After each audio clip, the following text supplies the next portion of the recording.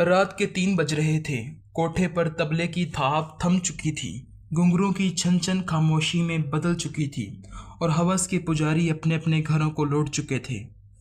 इस बड़े से कमरे में जहां औध और सस्ते इत्र की बू हवा में तैर रही थी, वो आईने के सामने बैठी थी। उसने अपने बालों से मोतियों का भारी झूमर उतारा और मेज पर रख दिया। आईने में उसने खुद को देखा, जरक बरक लबाज आंखों में फैला हुआ काजल जो आंसुओं के रास्ते गालों पर लकीरें बना चुका था, और वो सुर्ख गहरी लिपस्टिक जो अब एक जख्म जैसी लग रही थी। उसने अपने कांपते हुए हाथों से मेज पर पड़ा अर्के गुलाब उठाया और रुई से अपने चेहरे का मेकअप साफ करने लगी। हर बार जब रुई उसके गालों को छूती तो मेकअप की तह के नीचे से एक 19 साल की मासूम लड़की का चेहरा झांकने लगता। वो लड़की जो कभी आलिया थी और जो अब सिर्फ रानी जान कहलाती थी। उसने आईने पर हाथ रखा। उसकी उंगलियां शीशे पर जमी धुंध को साफ कर रही थी और उसके होंठों से एक गहरी रूह फुर्स आ निकली। काश काश मैं आज यहाँ ना होती, काश मैं रानी जान ना होती। सोच के धागे पिछले ज़मानों की तरफ मुड़ने लगे। वो आलिया को याद करने लगी, वो आलिया जो मई की कड़कती धूप में भी ओनी दुपट्टा सर पर जमाए, पाँव में टूटी हुई चप्पल पहने यूनिवर्सिटी की बस के पीछे भागती थी, जिसके पास पहनने को सिर्फ 3 सूट थे, जिन्हें वो बार बार धोकर और इस्त्री करके पहनती थी। मगर उसके चेहरे पर जो इत्मीनान था, वो उस कोठे के सारी दौलत मिलकर भी रानी जान को खरीद कर नहीं दे सकती थी। आलिया को याद आया, जब पहली बारिश होती थी तो वो अपने घर के छोटे से कच्चे सहन में खड़ी होकर आसमान की तरफ मुंह कर लेती थी। बारिश की बूंदें जब उसके चेहरे पर गिरती तो उसे लगता था कि कायनात की सबसे अमीर लड़की वही है। वो अपनी माँ के सीने से लगकर कहती थी, अम्मा देखना, मैं पढ़ लिख कर बड़ा आदमी बनूंगी, अब्बा की पेंशन का उधार भी चुकाऊंगी और भाई के लिए नई कमीज लाऊंगी।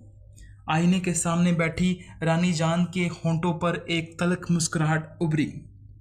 बड़ा आदमी? उसने अपने पैरों में बंधे तांबे के भारी घुंघरुओं को देखा। बड़ा आदमी तो ना बन सकी आलिया, हाँ तमाशा जरूर बन गई। अगर आज वो उस दलदल में ना होती तो उसकी जिंदगी कैसी होती। राइटर यहाँ इसकी नफ्सियात के इस पहलू को छू हुआ है जो हर औरत का बुनियादी हक है। अगर आज मैं यहाँ ना होती तो शायद उस वक्त अपने किसी छोटे से मिट्टी के या ईंटों के घर के बावर्ची खाने में खड़ी होती। रात के उस पहर में किसी मौजिज़ इंसान के नाम का सिंदूर अपने माथे पर सजाए उसके घर की मलका होती। बावर्ची खाने से हल्की सी चाय की खुशबू आ रही होती। मैं बर्तन समेट रही होती और मेरा शोहर, जो शायद दिन भर की मजदूरी से थका हारा लौटता, वो मोहब्बत भरी नज़रों से मुझे देखकर कहता, आलिया चाय का एक कप तो बनाना। इस सोच ने रानी जान के दिल में एक खंजर की तरह काम किया। वो चाय का कप, वो किसी मर्द की थकन उतारने की मासूम सी ख्वाहिश, उस कोठे पर गिरने वाली करोड़ों रुपए की पैसों से ज़्यादा मुकद्दस थी। काश मेरे आंचल पर किसी हलाल रिश्ते का हक होता, काश कोई मुझे इज्जत से पुकारता। यहाँ तो रात को आने वाला हर शख्स मुझे जान कहता है, मगर सुबह होते ही वो जान पहचान तक भूल जाता है। यहाँ मोहब्बत नहीं बिकती, यहाँ सिर्फ गोश्त का कारोबार होता है। वो सोचने लगी, अगर उसकी एक बेटी होती, एक छोटी सी मासूम बेटी, वो उसे गोद में लेती, उसके बालों में तेल लगाती, उसे स्कूल भेजती। मगर यहाँ उस बाज़ार में अगर बेटी पैदा हो जाए तो माएँ रोती हैं। क्योंकि उन्हें मालूम होता है कि चेलों के इस शहर में चीलों के इस शहर में कबूतरों की परवाज़ नहीं होती। यहाँ बेटी का मतलब एक नया गाहक और एक नई नस्ल की बर्बादी होता है। खुदावंदा, वो तड़प कर बिस्तर पर गिर गई।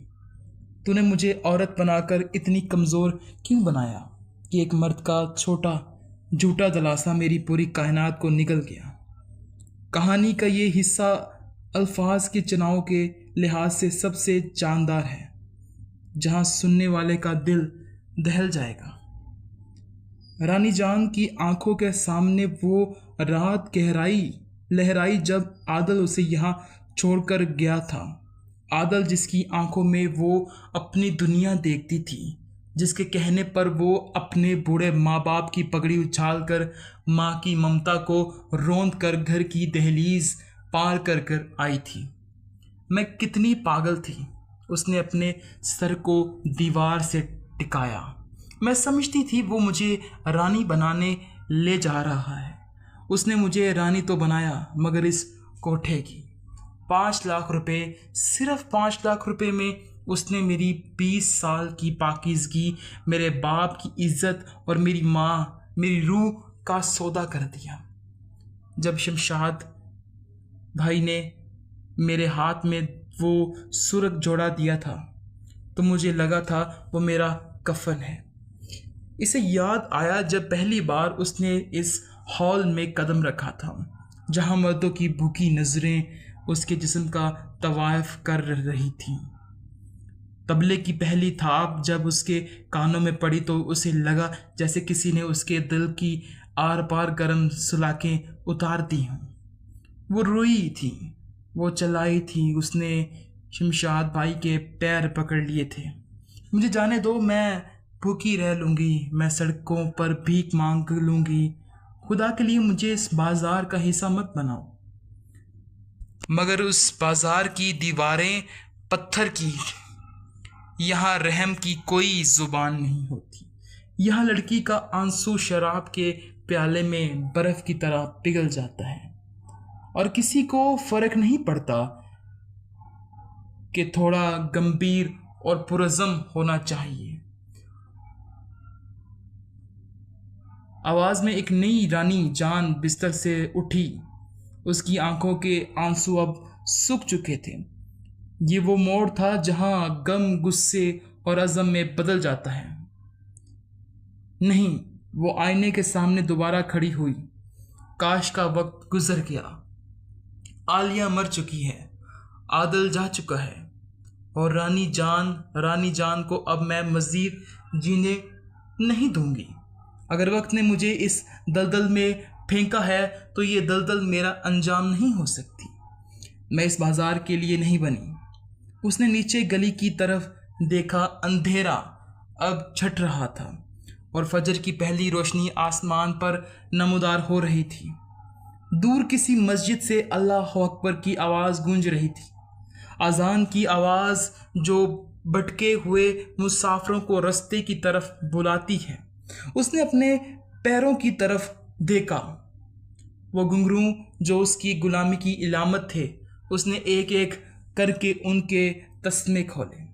पीतल के वो दाने जब फर्श पर गिरे तो उनकी आवाज़ में कोई मौसीकी नहीं थी, बल्कि एक जंजीर के टूटने की छिनकार थी। मैं भागूंगी, इसने खुद से वादा किया। मैं यहाँ से निकल जाऊंगी।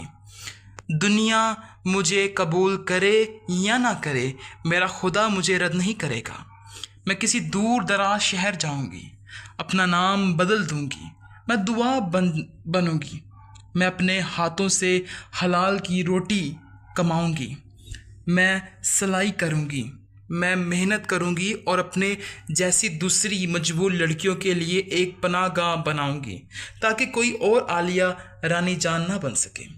इसने रिज़्क बर्क रेशमी दुपट्टा उतारा और उसकी जगह एक सादा सफ़ेद चादर अपने वजूद पर लपेट ली।